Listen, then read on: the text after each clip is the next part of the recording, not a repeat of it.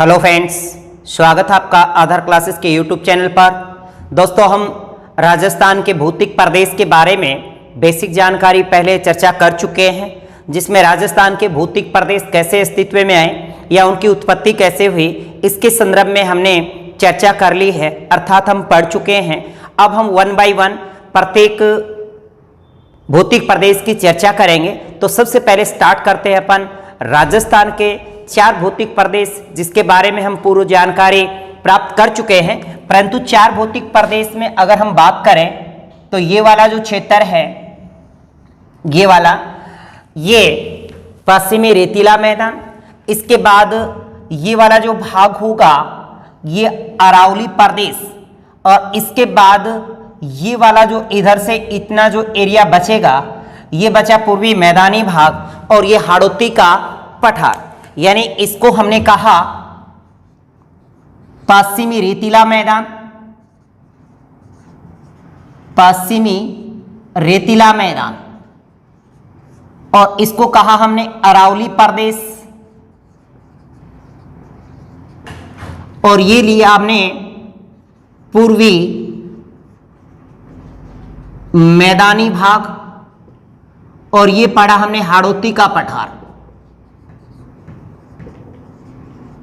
अब इनकी उत्पत्ति कैसे हुई है ये बात हम पहले पढ़ चुके हैं। इसकी उत्पत्ति हुई टेथिस सागर से, और इस पूर्वी मैदान की उत्पत्ति भी होती है टेथिस सागर से, ये हम पहले पढ़ चुके हैं। जबकि इसकी उत्पत्ति जो होती है गोंडवाना लैंड से, और इसकी भी उत्पत्ति होती है गोंडवाना लैंड से। जबकि आप ये अच्छे से जानते हैं कि राजस्थान के 4 भौतिक प्रदेश में जो पहले जिसका निर्माण हुआ है वो अरावली प्रदेश का, दूसरा हाड़ौती के पठार का, तीसरा पूर्वी मैदानी भाग, और चौथा पश्चिमी रेतीला मैदान। तो हम चर्चा करेंगे पश्चिमी रेतीले मैदान के। जी, सबसे पहले लेते हैं पश्चिमी रेतीला मैदान, जिसको आप कहते हैं थार का मरुस्थल। इसे क्या कहेंगे? थार का मरुस्थल। जब सबसे पहली बात आती है कि इस थार के मरुस्थल की बात करें, आप अच्छे से जानते हो कि थार के मरुस्थल का जो विस्तार है वो 4 राज्यों में है। यानी थार का मरुस्थल, जी, इसका अगर हम विस्तार की बात करें का विस्तार, तो इसका विस्तार 4 राज्यों में है। 4 राज्यों में सबसे पहले ऊपर पंजाब, यानी यहां पर रहेगा पंजाब, फिर इधर हरियाणा, फिर ये राजस्थान, और इधर गुजरात। तो यानी पंजाब, हरियाणा, राजस्थान और गुजरात। जबकि इस राजस्थान में थार के मरुस्थल का अगर बात करें या पश्चिमी रेतीले मैदान की बात करें अपन, तो अगर इसके विस्तार की बात करें तो राजस्थान में इसका विस्तार 4 संभाग अर्थात 12 जिलों में है। अब वो 4 संभाग कौन कौन से हैं? 4 संभाग या फिर 4 संभाग के 12 जिले, 4 संभाग के 12 जिलों में इसका विस्तार है। तो 4 संभाग कौन कौन से? जैसे सबसे पहले अगर मैं बीकानेर संभाग की बात करूं, बीकानेर संभाग, तो बीकानेर संभाग के 4 जिले यानी बिगचूहा, बीकानेर, गंगानगर, चूरू, हनुमानगढ़, यानी बीकानेर, गंगानगर, चूरू और हनुमानगढ़। इन 4 जिलों में जैसे यहां पे गंगानगर या हनुमानगढ़ या चूरू और यहां पे बीकानेर, 4 तो ये हो गए। इसके बाद अगर हम जोधपुर संभाग की बात करें तो जोधपुर संभाग में हमने एक बात पढ़ी थी जोधपुर संभाग में कि जोधा जासी पायलबाज से, तो वहां पे सिरोही को छोड़ना है। किसको? सिरोही को। यानी उसमें एक तो जोधपुर होगा, जालोर होगा, पाली होगा, बाड़मेर होगा। ओके। और एक इसके बाद जैसे 1 2 3 4 4 जिले तो ये आ गए। अब इसमें एक जिला और रह जाता है जोधपुर संभाग में, वो है जैसलमेर। परंतु सिरोही जिले को इसमें छोड़ना है। आप अच्छे से जानते हैं कि जोधपुर संभाग में सिरोही जिला आता है, यानी जोधा, झांसी, पायल, बांसी, हमने ये पहले पढ़ा है संभाग में। तो जोधपुर, जालोर, पाली, बाड़मेर, जैसलमेर, सिरोही को छोड़ना है। अगर हम बात अजमेर संभाग की करें, अजमेर संभाग, तो अजमेर संभाग का एकमात्र नागौर जिले को इसमें लेना है। किस जिले को? जी, नागौर जिले को। ओके। किसको लेंगे अपन? नागौर जिले को। तो बीकानेर हुआ, जोधपुर हुआ और अजमेर संभाग हुआ। अब एक जयपुर संभाग की बात करें तो जयपुर संभाग के सभी जिले नहीं लेने, चूरू, झुंझुनू और सीकर लेंगे। तो जयपुर संभाग, जयपुर संभाग। अब जयपुर संभाग के कौन कौन से जिले लेने हैं? आपको पता है कि जयपुर संभाग में 5 जिले आते हैं, जबकि यहां पर लेना है सिर्फ झुंझुनू और सीकर को, यानी टोटल 12 जिले होते हैं। कहने का मतलब इस थार के मरुस्थल का या पश्चिमी रेतीले मैदान का विस्तार जो है, पश्चिमी रेतीले मैदान का विस्तार राजस्थान के 12 जिलों में, या ये कहें कि थार के मरुस्थल का विस्तार 12 जिलों में है। और अगर हम इसके थार के मरुस्थल के क्षेत्रफल की बात करें, अब इसके क्षेत्रफल की बात करें, यानी थार का मरुस्थल, इसका क्षेत्रफल क्या है? जी, इसका क्षेत्रफल है 1,75,000 वर्ग किलोमीटर। ये याद रखिएगा, 1,75,000 वर्ग किलोमीटर। जबकि ये जो 1,75,000 वर्ग किलोमीटर क्षेत्रफल है थार के मरुस्थल का, इसको 2 भागों में डिवाइड करेंगे। यानी राजस्थान के कुल क्षेत्रफल का कितना है और संपूर्ण थार के मरुस्थल का कितना है, तो इसको हम 2 भागों में डिवाइड कर देते हैं क्षेत्रफल को। यानी संपूर्ण राजस्थान के क्षेत्रफल का, संपूर्ण राजस्थान के क्षेत्रफल का कितना है? तो संपूर्ण राजस्थान के क्षेत्रफल का 2/3 है। कितना है? संपूर्ण राजस्थान के क्षेत्रफल का 2/3 या 61.11% है। ओके। जबकि संपूर्ण थार के मरुस्थल का, संपूर्ण थार के मरुस्थल का ये 3/5 भाग है। 3/5 भाग या 58% है। कितना? 3.5 भाग या 58%। यानी इस थार के मरुस्थल की अगर बात करें इस भाग की, तो ये संपूर्ण राजस्थान के क्षेत्रफल का तो है 61.11% और संपूर्ण थार के मरुस्थल का है 3/5 यानी 58%। ओके। अब बात है यहां की जनसंख्या की आ जाती है। इस थार के मरुस्थल में अगर हम जनसंख्या की बात करें, किसकी? जनसंख्या की, तो जनसंख्या आपने पढ़ा कि यहां पे 40% जनसंख्या रहती है, 40% जनसंख्या रहती है। ये थार का मरुस्थल विश्व का एकमात्र ऐसा मरुस्थल है जहां पे सर्वाधिक आबादी, याद रखिएगा, विश्व की सर्वाधिक आबादी, यानी एकमात्र ऐसा मरुस्थल जहां पर विश्व की सर्वाधिक आबादी व सर्वाधिक जनसंख्या घनत्व है, और वो रहेगा अपना थार का मरुस्थल। जबकि इस थार के मरुस्थल की अगर हम बात करें लंबाई की, इसकी लंबाई इधर से ऐसे देखा जाए, इधर से इसकी लंबाई तो है 640 किलोमीटर ऐसे। ओके। और इसकी चौड़ाई, ये वाला हिस्सा देखा जाए चौड़ाई का, ये तो इसकी चौड़ाई जो है, चौड़ाई 300 किलोमीटर है। चौड़ाई कितनी है जी? इसकी चौड़ाई है 300 किलोमीटर, यानी इसकी लंबाई 640 और चौड़ाई 300 किलोमीटर। अगर हम इसकी औसतन टोटल ऊंचाई देखें तो औसतन ऊंचाई 150, मतलब संपूर्ण औसतन का मतलब यहां से इस संपूर्ण क्षेत्र की बात करें, इस क्षेत्र की, तो इस संपूर्ण क्षेत्र की औसतन जो ऊंचाई है इसकी, ये औसतन ऊंचाई 150 है, जबकि सामान्यतः ऊंचाई 200 से 300 मीटर मानी जाती है।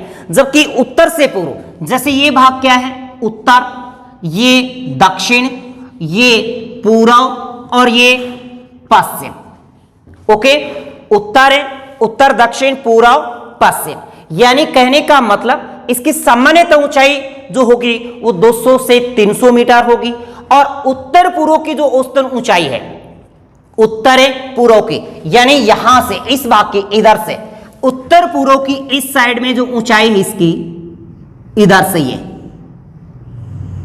उत्तर पूर्व की औसतन ऊंचाई वो 300 मीटर है। कितनी है? 300। और सामान्य ऊंचाई अगर देखा जाए तो 200 से 300, औसतन ऊंचाई 150, 150। इसके बाद अगर हम बात यहां की वर्षा की करें तो वर्षा यहां पे 20 से 50 डिग्री सेंटीग्रेड, 20 से 50 सेमी के बीच होती है। अगर हम तापमान की बात करें तो यहाँ पे अधिकतम तापमान है 49 डिग्री टेम्परेचर गर्मी में रहता है, और सर्दी में -3 डिग्री टेम्परेचर यहाँ पे चला जाता है। अगर वार्षिक तापांतर की बात करें, वार्षिक तापांतर मतलब पूरे वर्ष भर के तापांतर की, तो पूरे वर्ष भर का तापांतर यहाँ पर 22 डिग्री सेंटीग्रेड है, 22 डिग्री सेंटीग्रेड है। और यहाँ पे वर्षा देखी जाए तो 20 से 50 सेमी होती है। और इसके बाद यहाँ की जो मिट्टी है, इस क्षेत्र की मिट्टी वो बलुई मिट्टी है, कहने का मतलब बालू मिट्टी है। ओके, पर इस क्षेत्र की सबसे विशेष बात है कि इस क्षेत्र की ढाल किधर है। ढाल देखी जाए तो उत्तर से दक्षिण, यानी ये उत्तर और ये दक्षिण, यानी इसकी ढाल उत्तर से दक्षिण नीचे की ओर, उत्तर से दक्षिण और पूर्व से पश्चिम, यानी इस भाग से इधर होती है, पूर्व से पश्चिम, यानी इधर से इधर और इधर से इधर। ये क्वेश्चन एग्जाम में पूछा गया है कि पश्चिमी रेतीले मैदान की ढाल किधर है, तो उत्तर से दक्षिण, उत्तर दक्षिण, उत्तर दक्षिण से पूर्व पश्चिम, यानी उत्तर पूर्व से। एक तो ये भी कह सकते हैं कि उत्तर दक्षिण, उत्तर है दक्षिण और एक पूर्व पश्चिम। अगर ऐसे ना मिले तो उत्तर पूर्व से दक्षिण पश्चिम मिलेगा, दक्षिण पश्चिम, यानी दक्षिण पश्चिम भी मिल सकता है, ऐसे भी मिल सकता है।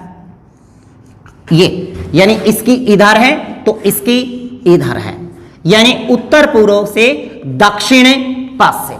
अगर हम इसके ढाल की बात करें, देखिएगा इसकी ढाल जो है वो उत्तर पूर्व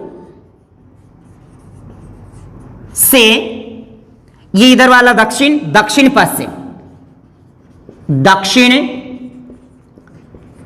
पश्चिम है। क्या है? दक्षिण पश्चिम। इसके बाद हमने बात की थी इसकी औसतन ऊंचाई। औसतन ऊंचाई जो है 150 है मीटर, 150 मीटर। जबकि सामान्यतः ऊंचाई अगर आपसे पूछा जाए कि सामान्यतः ऊंचाई कितनी है, तो सामान्यतः ऊंचाई बताएंगे यहां पे 200 से 300 मीटर, 200 से 300 मीटर। अगर उत्तर पूर्व की औसतन ऊंचाई पूछ ले, इधर से उत्तर पूर्व की ये पूछ ले कि उत्तर पूर्व की औसतन ऊंचाई, औसतन ऊंचाई, तो आपका जवाब होगा यहां पे 300 मीटर। कितना होगा? 300 मीटर। और यहां पे अगर इसका अधिकतम तापमान की बात करें तो तापमान के संदर्भ में दो बातें यहां रखना, 49 डिग्री सेंटीग्रेड और -3 डिग्री सेंटीग्रेड, यानी गर्मी में 49 और सर्दी में रहेगा -3 डिग्री सेंटीग्रेड। अगर वर्षा की बात, यहां पे वार्षिक तापांतर की बात देखी जाए, वार्षिक तापांतर यानी वर्ष भर का अगर टेम्परेचर देखा जाए तो 22 डिग्री सेंटीग्रेड यहां का आ जाता है। अगर हम वर्षा की बात करें, किसकी? वर्षा। वर्षा यहां से 20 से 50 सेमी के बीच रहेगी, 20 से 50। और यहां की मिट्टी की अगर बात करें कि यहां पे मिट्टी कैसी है, तो याद रखें कि यहां की मिट्टी बलुई मिट्टी है, बलुई मिट्टी है। कौन सी है? बलुई मिट्टी है, यानी आम भाषा में अपन बालू मिट्टी बोल देते हैं, तो बलुई मिट्टी यहां की है। ओके, नेक्स्ट बात आती है कि ये जो पश्चिमी रेतीला मैदान है, इसको यहां एक 25 सेंटीमीटर की समवर्षा रेखा आएगी, 25 सेंटीमीटर की समवर्षा रेखा। कितने की जी? 25 सेंटीमीटर समवर्षा रेखा इसको दो भागों में बांट देगी। कितने भागों में? दो। एक तो शुष्क रेतीला मैदान, शुष्क रेतीला मैदान या महान थार का मरुस्थल, या राजस्थान का बंगर प्रदेश, या राजस्थान का अर्ध शुष्क प्रदेश, ये दो भागों में डिवाइड हो जाएगा। यहां से ये कौन सी? 25 सेंटीमीटर की समवर्षा रेखा। अब बात करते हैं इन दो भागों को, पश्चिमी रेतीले मैदान को या थार के मरुस्थल को हम 25 सेंटीमीटर समरेखा से दो भागों में डिवाइड करते हैं, तो यहां की और क्या क्या विशेषता जिलों के संदर्भ में निकलकर सामने आती है। अब देखिए इस राजस्थान के मैप में जैसे हमने ये पश्चिमी रेतीले मैदान की बात की, और इस पश्चिमी रेतीले मैदान को जैसे ये जो 25 सेंटीमीटर की समवर्षा रेखा है, 25 सेमी समवर्षा रेखा, यानी कहने का मतलब है इस पश्चिमी रेतीले मैदान को ये दो भागों में बांट देगी। किसको? पश्चिमी रेतीला मैदान, इसको दो भागों में डिवाइड कर देगी। अगर हम इसको शुष्कता के आधार पे देखें तो एक तो होगा शुष्क रेतीला मैदान,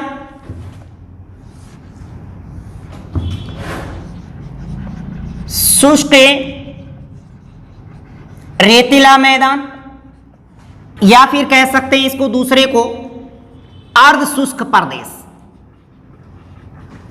ये जो शुष्क रेतीला मैदान होगा ये होगा जी महान थार का मरुस्थल,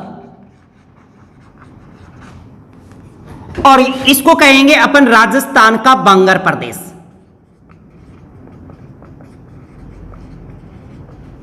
अब ये जो 25 सेंटीमीटर की समवर्षीय रेखा है ये वाली, ये इसको दो भागों में डिवाइड कर देगी, यानी एक तो हो जाएगा ये थार का मरुस्थल, और ये हो जाएगा राजस्थान का बंगर प्रदेश।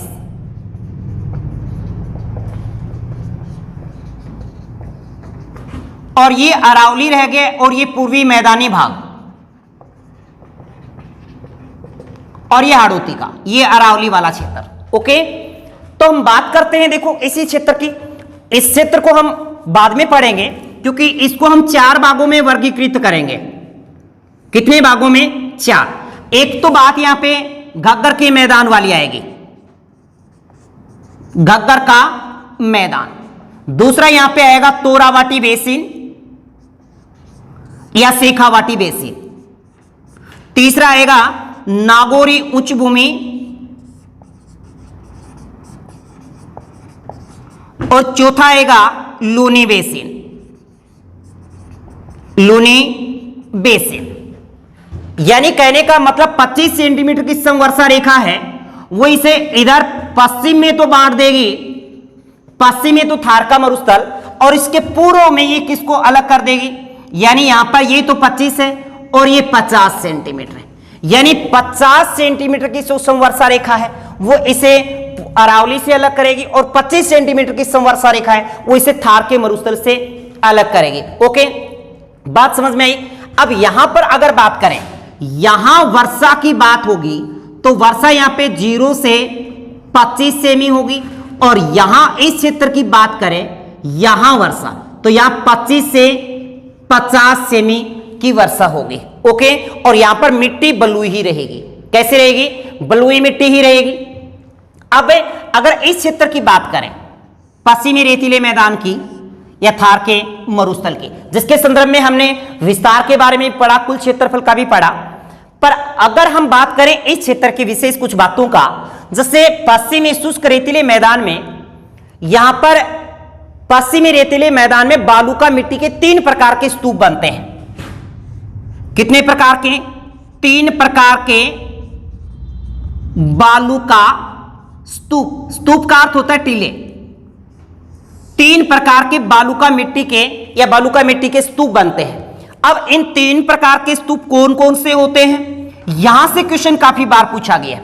एक तो होता है पवनानुवर्ती, पवनानुवर्ती जी, पवनानुवर्ती को ही अपन रेखीय या अनुदैर्ध्य कहेंगे। क्या कहेंगे? रेखीय या अनुदैर्ध्य जी। इसी को हम रेखीय कहेंगे और इसी को हम अनुदैर्ध्य कहेंगे। ओके, और दूसरे प्रकार के जो बालू का स्तूप बनेंगे वो होंगे अनुप्रस्थ। अनुप्रस्थ बालू का स्तूप। और तीसरे होंगे अर्धचंद्राकार, अर्धचंद्राकार जिसको बरखान कहते हैं।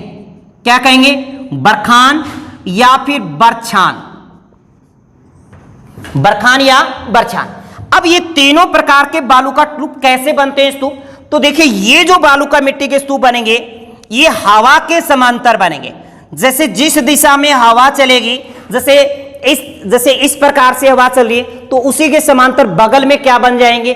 टीले बन जाएंगे। ओके, तो हवा के समांतर जो टीले बनते हैं वो कौन से होंगे? पवनानुवर्ती, रेखीय या फिर अनुदैर्ध्य। और इन टीलों का जो सर्वाधिक विस्तार है ये सर्वाधिक मिलते हैं जैसलमेर में।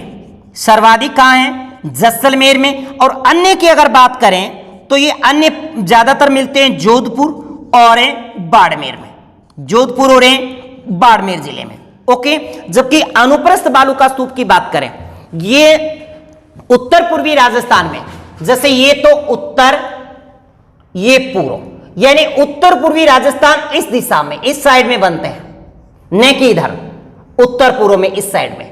यानी उत्तर पूर्व दिशा में जो बालू का स्तूप बनते हैं ये हवा के लंबवत बनते हैं। ये क्या होंगे? हवा के लंबवत, हवा के लंबवत। जैसे जिस दिशा में हवा चलेगी उसके सामने ही क्या बन जाते हैं? जैसे सीधी हवा चली तो उसके सामने एक टीला सा बन जाएगा और चंद्राकार रूप ले लेगा, चंद्रमा जैसा बन जाएगा। और ये ज्यादातर जो मिलते हैं ये उत्तर पूर्व राजस्थान और उत्तर पूर्व राजस्थान के बीकानेर संभाग में ज्यादा मिलते हैं। अब बीकानेर संभाग की बात आएगी तो आप पता है बीकानेर, गंगानगर, चूरू, हनुमानगढ़, इस क्षेत्र में कौन से टीले बनेंगे?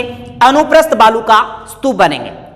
जबकि इसी बीकानेर संभाग में अर्धचंद्राकार या बरखान या बरछान भी बनते हैं। जो ये भी बनेंगे ये बनते हैं उत्तर पूर्व राजस्थान में ही, उत्तर पूर्व राजस्थान इसी दिशा में इधर, और इनका विस्तार भी बीकानेर संभाग में पाया जाता है। यानी खास करके ये बीकानेर संभाग में ही होंगे। ओके, कहां होंगे? बीकानेर संभाग के। अब बात करें, देखो यहां पे इस ठारके मरुस्थल में अपन जैसलमेर से चर्चा करेंगे। जैसे ये जैसलमेर है और जैसलमेर का यहां पे एक गांव है जिसका नाम है कांकनी, कांकनी गांव। और इस कांकनी गांव से एक नदी निकलती है जो जैसलमेर से, मूल जैसलमेर से 27 किलोमीटर है, जबकि इस कांकनी नदी की जो लंबाई है वो मात्र है 17 किलोमीटर है। 17 किलोमीटर पर जाकर ये विलुप्त हो जाती है।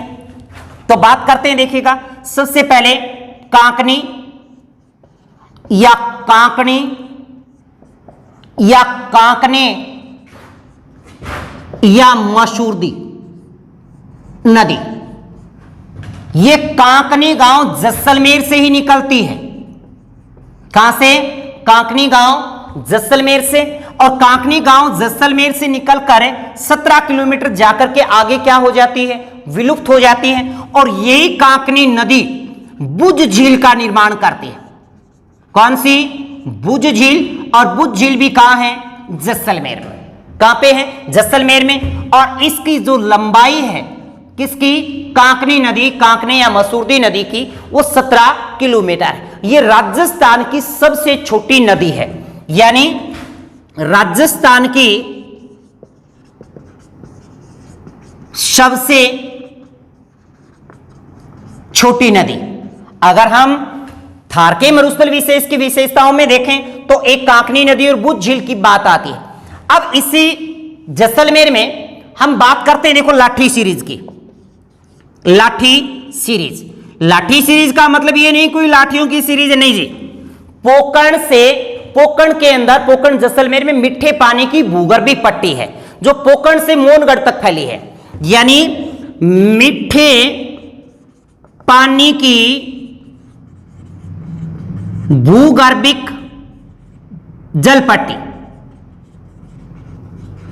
इसी को क्या कहते हैं? लाठी सीरीज। और इसका जो विस्तार है, विस्तार, ये लाठी सीरीज कहां है या इसका विस्तार कहां से कहां तक है? जी याद रखिएगा, पोकरण से लेकर, यानी पोकरण से मोहनगढ़, जैसलमेर। यहां इसका क्या है, विस्तार है, किसका, लाठी सीरीज का। यानी यहां पे मीठे पानी की भूगर्भिक पट्टी है जिसको अपन लाठी सीरीज कहते हैं, और इसका विस्तार पोकरण से मोहनगढ़ जैसलमेर तक है। इसी लाठी सीरीज के ऊपर सेवण और दामन घास, सेवण और दामन घास पाई जाती है।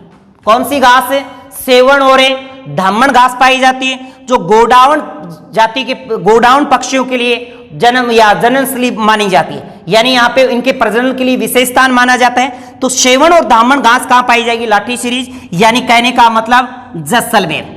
कहां, जैसलमेर। और इसी कटी हुई सेवण घास को, यानी कटी हुई सेवण घास को लिलोण कहते हैं। क्या कहते हैं, लिलोण। यानी कटी हुई घास, कटी हुई सेवण और धावण घास को क्या कहेंगे अपन, लिलोण कहेंगे। ठीक है। अब इसी के बाद अगर हम इसे पश्चिमी रेतीले मैदान में थोड़ा और बात करें तो यहां पे प्लाया झील की बात बहुत आती है। प्लाया झील। अब प्लाया झील क्या है, प्लाया झील क्या है, मरुस्थल में वर्षा काल के समय अस्थायी रूप से बनी हुई झील जो होती है, यानी वर्षा काल में मरुस्थल में अस्थायी रूप से बनी झीलों को क्या कहते हैं अपन, प्लाया झील कहते हैं। क्या कहेंगे, प्लाया झील। यानी वर्षा काल में मरुस्थल में बनी मौसमी झील कह दें या अस्थायी झील कह दें, उसी को क्या कहते हैं, प्लाया झील कहते हैं। और ये सबसे ज्यादा कहां बनती हैं, जैसलमेर में। कहां, जैसलमेर में। दोस्तों यहां पे एक बात और ध्यान रखिए, इसी प्लाया झील को रन या टाट भी कहा जाता है। स्थानीय भाषा में इन प्लाया झील को क्या कहेंगे, रन या टाट भी कहते हैं। क्या कहेंगे, रन या टाट। जबकि यहां पे इसी भाग में पथरीला मरुस्थल भी है। क्या है, पथरीला मरुस्थल। यहां पे जी इस पथरीले मरुस्थल को क्या कहेंगे, पथरीला मरुस्थल। पथरीले मरुस्थल को हम्माद कहते हैं। पथरीले मरुस्थल को क्या कहेंगे, हम्माद कहेंगे। हम्माद यानी यहां पे पथरीला मरुस्थल भी पाया जाता है और इस पथरीले मरुस्थल को क्या कहते हैं, हम्माद। तो हम्माद का जो विस्तार है वो जे बी, यानी कहने का मतलब जैसलमेर के पोकरण, जोधपुर, जालोर और बाड़मेर, इन 4 जिलों के अंदर पथरीला मरुस्थल है जिसको क्या कहेंगे अपन, हम्माद। यानी यहां पे जैसलमेर आ गया, यहां पे बाड़मेर आ गया और यहां पे जालोर आ गया और इसके बाद यहां पे जोधपुर आ गया। यानी जहां पे तीनों की सीमाएं एक जगह से लगती हैं, ऐसे चारों जिलों की, वहां पर एक विशेष प्रकार का मरुस्थल है, वो जो पथरीला मरुस्थल, जिसको क्या कहेंगे अपन, हम्माद कहेंगे। क्या कहेंगे, हम्माद। इसके बाद देखें, अब बात करते हैं इसी जैसलमेर पे चंदन नलकूप की, जो चंदन गांव में है, जिसे अपन राजस्थान में थार के मरुस्थल का घड़ा कहते हैं या थार का घड़ा कहते हैं। ओके, तो ये बात आपको समझ में आई होगी, तो इसका स्क्रीनशॉट ले सकते हैं आप। अब देखिए इस जैसलमेर में अगर बात करें, जैसलमेर यहां पे गांव पड़ता है जिसका नाम है चांदन, चांदन गांव। इस चांदन गांव में एक नलकूप है जिसको कहते हैं चांदन नलकूप, चांदन नलकूप, चांदन नलकूप। और इस चांदन नलकूप को थार का घड़ा भी कहते हैं। क्या कहेंगे, थार का घड़ा। तो बात यह आती है कि चांदन गांव कहां है जी, चांदन गांव है सम तहसील जैसलमेर, सम तहसील जैसलमेर में है चांदन गांव। और इस चांदन गांव में ही एक कुआं है जिसको कहते हैं चांदन नलकूप, जो चांदन गांव सम तहसील जैसलमेर में है, जिसे थार का घड़ा कहा जाता है। क्या कहा जाता है, थार का घड़ा। एक इस साइड के अंदर एक गांव पड़ता है नाचना, नाचना, नाचना गांव। ये नाचना गांव जैसलमेर में ही है। कहां है? जैसलमेर। और ये नाचना गांव प्रसिद्ध क्यों है? याद रखिएगा, ये नाचना गांव मरुस्थल के प्रसार हेतु प्रसिद्ध है। किसके लिए प्रसिद्ध है? मरुस्थल के प्रसार हेतु प्रसिद्ध। कौन सा गांव? मरुस्थल के लिए या मरुस्थल के प्रसार हेतु प्रसिद्ध कौन सा स्थान है? तो नाचना है। एक यहां पड़ती सम तहसील। कौन सी? सम। इस सम की बात करें, अगर सम तहसील की बात करें तो सम तहसील वनस्पति रहित गांव है, यानी इसमें पेड़ पौधे बहुत कम है। तो ये ये जो सम है, ये सम तहसील जैसलमेर में ही है। कहां है? जैसलमेर में। और इस सम तहसील की बात करें तो ये वनस्पति रहित गांव है। वनस्पति रहित गांव या क्षेत्र कौन सा प्रसिद्ध है? सम प्रसिद्ध है। ओके। एक बात आती है, दर्यन के बारे में कई बार पूछा गया है। दर्यन या थली।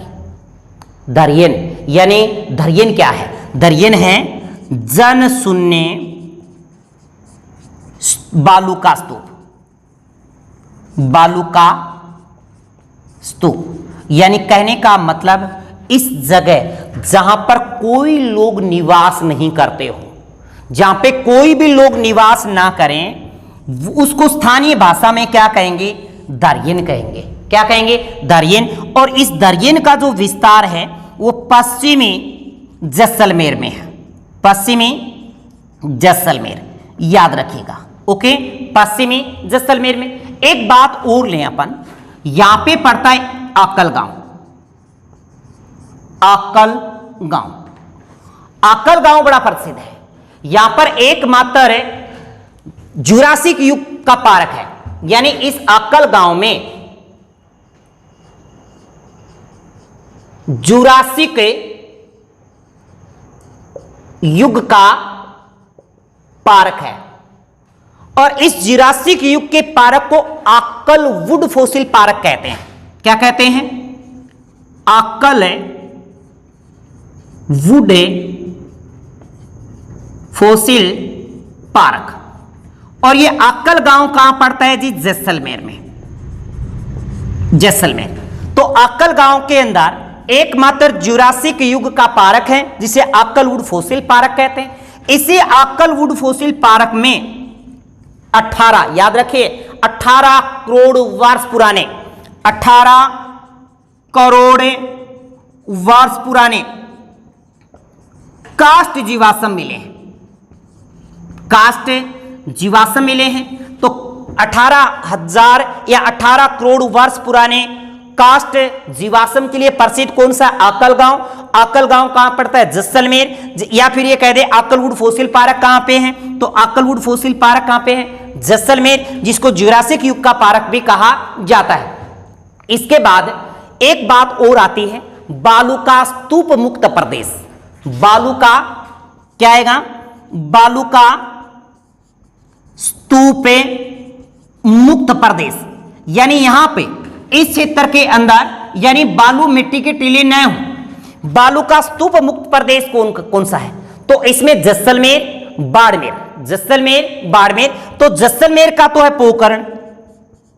पोकर्ण जैसलमेर, पोकर्ण जैसलमेर। बालू का स्तूप मुक्त प्रदेश जिसमें पोकर्ण, जैसलमेर। और इसके बाद अगर हम बाड़मेर की बात करें तो बाड़मेर की जो 56 की पहाड़ियां हैं, 56 की पहाड़ियां, वहां पे 56 की पहाड़ियां हैं। आपको पता है सिवाना से मुक्कलसर, सिवाना से मुक्कलसर, बाड़मेर। यानी कहने का मतलब बालू का स्तूप मुक्त प्रदेश का जो विस्तार है वो जैसलमेर और बाड़मेर में है। कहां पे है? जैसलमेर और बाड़मेर में। तो जैसलमेर में कहां है? तो जैसलमेर में तो है पोकर्ण। और बाड़मेर में कहां है? तो 56 की पहाड़ियां जो सिवाना मुक्कलसर में है। कहने का मतलब इस बालू का स्तूप मुक्त प्रदेश में यहां पे बालू मिट्टी के टीले नहीं है, यानी या तो पथरीला भाग है या फिर कहें चट्टानी भाग है। क्या है ये? चट्टानी भाग जी, चट्टानी भाग। इस चट्टानी भाग में एक तो पोकर्ण जैसलमेर का और एक 56 की पहाड़ियां सिवाना मुक्कलसर का है। ये रहा अपना पश्चिमी रेतीले मैदान में थार का मरुस्थल, या फिर कहें पश्चिमी शुष्क प्रदेश। अब बात रह जाती है यहां पे 25 सेंटीमीटर समवर्षा रेखा में राजस्थान का बंगार प्रदेश, जिसको हमने 4 उपभागों में बांटा था। कितने? 4 उपभागों में। एक तो ये वाला भाग घग्गर का मैदान, और यहां ये वाला क्षेत्र तोरावाटी बेसिन, और यहां पे नागौरी उच्च भूमि, और यहां पर निकलेगी कौन सी? लूनी नदी का अपवाह तंत्र, जिसको कहेंगे अपन लूनी बेसिन। क्या कहेंगे? लूनी बेसिन। तो हम अगले वीडियो में या अगली क्लास में इन 4 के बारे में, राजस्थान का बंगार प्रदेश में घग्गर नदी को सविस्तार पढ़ेंगे, एक भी बात नहीं छोड़ेंगे घग्गर नदी से जुड़ी बात। फिर बात आएगी तोरावाटी बेसिन, और फिर नागौरी उच्च भूमि, और फिर लूनी बेसिन में लूनी नदी, और लूनी नदी की सारी उसकी सहायक नदियां, यानी लूनी नदी के बारे में संपूर्ण डिटेल हम इसी राजस्थान के बंगार प्रदेश के अंतर्गत पढ़ लेंगे।